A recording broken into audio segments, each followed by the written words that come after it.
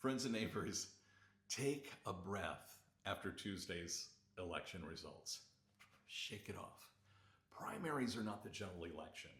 Yes, several Trump endorsed candidates won Indiana Senate races, but context matters a lot.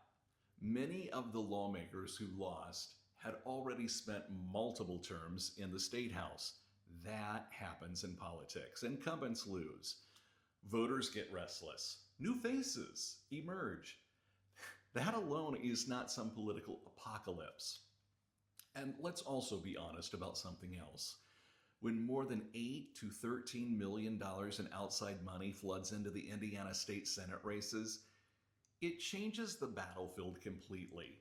These are legislative races that historically never saw this kind of spending or national attention.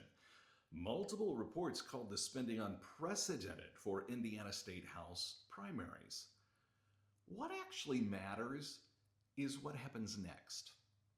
The real test is whether Trump endorsed candidates can perform in a general election environment this fall if the economy still feels shaky and global instability keeps growing, if Americans are still watching conflict unfold involving Iran, if gas prices climb to $5 or $6 a gallon, if hamburgers still cost $6 or $7 a pound, voters are going to start connecting the dots, those frustrations, directly to the people in power and the candidates aligned closest with them.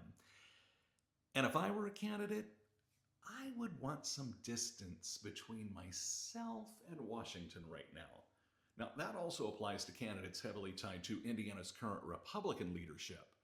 Endorsements from the governor or lieutenant governor are not political magic. If voters remain frustrated over costs, chaos, or extremism, those endorsements can quickly become baggage instead of benefits.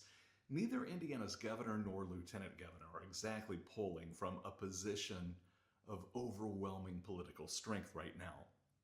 Voters tend to care a lot less about political branding when they are standing in a grocery aisle wondering why basic food costs exploded again. Now, take the race involving U.S. 5th District congressional candidate Republican Victoria Sparks. Winning 60% of the vote as an incumbent is not exactly political dominance. Most incumbents want landslides. A 40% protest vote inside your own party, that's a warning sign. And here's another thing many people outside politics do not fully